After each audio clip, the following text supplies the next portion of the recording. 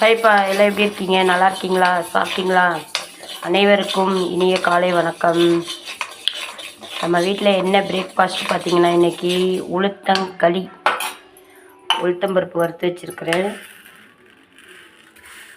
ரொம்ப பாரம்பரியமான உணவு இது, ரொம்ப ஹெல்த்தியான உணவு இது. இந்த கிளாஸில் ஒரு கிளாஸு உளுந்து வறுத்து வச்சுருக்கிறேன். 2 ஸ்பூன் பச்சரிசி, இதையும் நல்லா வறுத்துக்கலாம். அரிசி பார்த்திங்கன்னா இன்னும் கொஞ்சம் பொரிஞ்சு வரணும். ஸ்டவ் மீடியமில் தான் வச்சு செய்யணும். நம்ம ஹை ஃப்ளேமில் வச்சிட்டோம்னா எல்லாம் கருகிடும். நிதானமாக தான் வறுக்கணும் உளுந்து அரிசி எல்லாம். அரிசி நல்லா பொரிஞ்சு நம்ம எந்த கிளாஸில் உளுந்து அளந்தோமோ அதே கிளாஸில் வெல்லம் எடுத்து வச்சுருக்கிறேன்.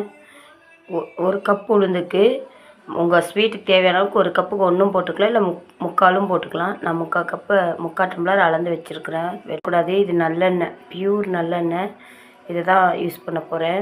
களிக்கு வந்துட்டு நல்லெண்ணெய் தான் ரொம்ப பெனிஃபிட், ரொம்பவும் நல்லது உடம்புக்கும், சாப்பிட்றதுக்கும் அருமையாக இருக்கும். அளந்து வச்ச வெல்லத்தை போட்டாச்சு. கொஞ்சம் தண்ணி ஊற்றிட்டு வெல்லத்தை கரைச்சிக்கலாம். இது பாகுபாதம் வரணும்னு அவசியம் இல்லை. வெல்லம் கரைஞ்சி நமக்கு தண்ணியாக கிடச்சா போதும். இப்போ அரிசி உளுந்து நல்லா ஆறிடுச்சு. மிக்சியில் போட்டு பொடி பண்ணி எடுத்துக்கலாம். பார்த்திங்கன்னா பொடி பண்ணி எடுத்து வந்தாச்சு. இப்போ ஜல்லடை பிடிச்சிப்போம். ஜல்லடை பிடிச்சி எடுத்து வந்தாச்சு. நல்லா நைஸாக இருக்குது. இப்போ சுக்கு பொடி, என்கிட்ட சுக்கு பொடி தூளாக இருக்கிறதுனால நான் சுக்கு தூள் போட்டுக்கினேன்.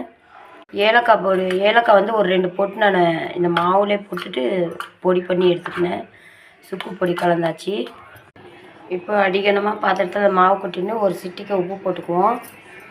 நம்ம எந்த டம்ளரில் அளந்தோமோ அதில் 2 கிளாஸ் தண்ணி ஊற்றி கிளறி ஃபஸ்ட்டு ஒரு கிளாஸ் போட்டு நல்லா கெட்டி இல்லாமல் கிளறிக்கலாம். இன்னொரு கிளாஸ் தண்ணி, 2வது கிளாஸ் தண்ணி ஊற்றி கலந்து நல்லா இந்த மாதிரி ஒரு விஸ்கு வச்சு இல்லை ஸ்பூன் வச்சு நல்லா கிளறி எடுத்துகிட்டு அப்புறமா தான் ஸ்டவ்வில் வைக்கணும்.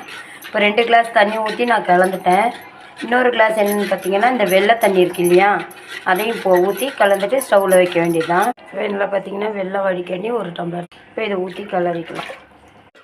பார்த்திங்கன்னா மொத்தம் 3 கிளாஸ் தண்ணி எடுத்து 2 கிளாஸ் தண்ணி, ஒரு கிளாஸ் வெள்ளை தண்ணி ஊற்றி கிளறி இந்தளவுக்கு தண்ணியாக இருந்து நமக்கு வெந்து வரும்போது நல்லா கெட்டிப்பட்டு வரும் களி. நம்ம வெள்ளை தண்ணி ஊற்றிட்டோமே வேவுமான்னு நினைக்காதீங்க. நம்ம உளுத்தை வந்து வறுத்து தான் உளுத்த மாவு எடுத்துருக்குறோம். வெந்து நல்லா வரும். நமக்கு ஸ்டவ்வை நல்லா மீடியம் வச்சு இதை பாருங்கள் கெட்டிப்பட்டு வருது. இந்த அளவுக்கு கெட்டிப்பட்டு வரும். ஸ்டவ்வு கம்மியாக தான் வைக்கணும், ஹை ஃப்ளேமில் வைக்கக்கூடாது. பார்த்திங்கன்னா நல்லா கெட்டியாக இருக்குது. இப்படி தண்ணி தொட்டுட்டு இப்படி பார்த்திங்கன்னா கையில் ஓட்டலைன்னா வெந்திருக்கு. ஸ்டேஜில் ஒரு ஸ்பூன் எண்ணெய் ஊற்றிக்கலாம். பார்த்திங்கன்னா நல்லா வெந்து வந்திருக்குது. அடிப்பிடிக்கல, நல்லா